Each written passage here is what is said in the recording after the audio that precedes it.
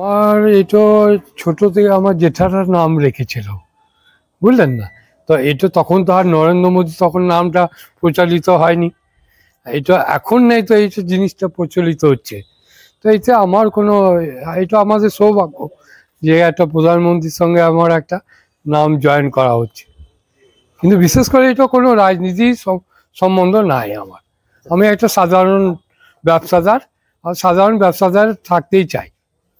আমরা হচ্ছে এক ভাই আমি, আর তিনটে বোন আছে।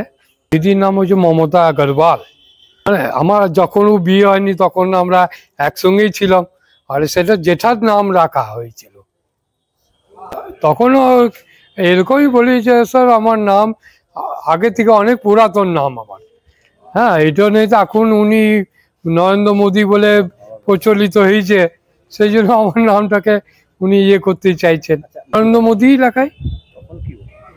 তখন ওনারা বলছে বাবা রে, নরেন্দ্র মোদী চলে এসছেন যে, এরকম হয়তো মজা করে, এতে কোনো নাই। না, এটা আমাদের দিদি ভাইয়ের মধ্যে একদম খুব ক্লোজ একদম, যেমন ভাই বোনের মন মজা হয়, হাসি ফাক্করি হয় ওরকম। আর ঝগড়াঝাটি তো ছোট থেকেই লেগেই থাকে। আমি গেলে তখন দিদি আনা করাই ওখানে। হ্যাঁ, নাহলে এমনি কেন পাঠাবে? ওখানে গেলে দিদি রসগোল্লা খাওয়ায়। ভাই আমার এসছে, আরো ভালোই লাগবে এটা। কিন্তু ব্যাপারটা এই তো কোনো নাই, ঊর্জ নাই। আমাদের আদি বাড়ি হচ্ছে গুড্ডা, মানে রাজস্থান। তো এই যে মমতা আপনার দিদি, তিনি কোথায় থাকেন বর্তমানে? কলকাতায়।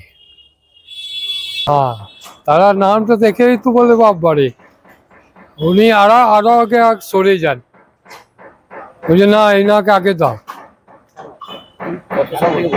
কেন বলে নামটা দেখে হয়তো বলছে। কত সাল থেকে আপনি ভোট দিচ্ছেন? এই 18 হবে, আমার অত খেয়াল নেই, কিন্তু ম্যাক্সিমাম 18। এটাও মানে আপনাকে একটা কথা বললাম যে এটার সঙ্গে আমার কোনো সম্পর্ক নেই, কিন্তু হ্যাঁ এটা অনেক আমাদের পুরাতন নাম, আমার জেঠাতে রেখেছেন নামটা। হ্যাঁ, তো তখন তো আর নরেন্দ্র মোদী এখানে আসেননি, বা তখন আমাদের এখানেও নাম ছিল না নরেন্দ্র মোদী, তখন কেউ চিনতো না। হ্যাঁ, ভালোই লাগে। দুবরাজপুর শহরের 13 নম্বর ওয়ার্ডের বাসিন্দা নরেন্দ্র মোদীজি নাম, যা দেশের যশস্বী প্রধানমন্ত্রী মোদীজির নামের সাথে মিল আছে।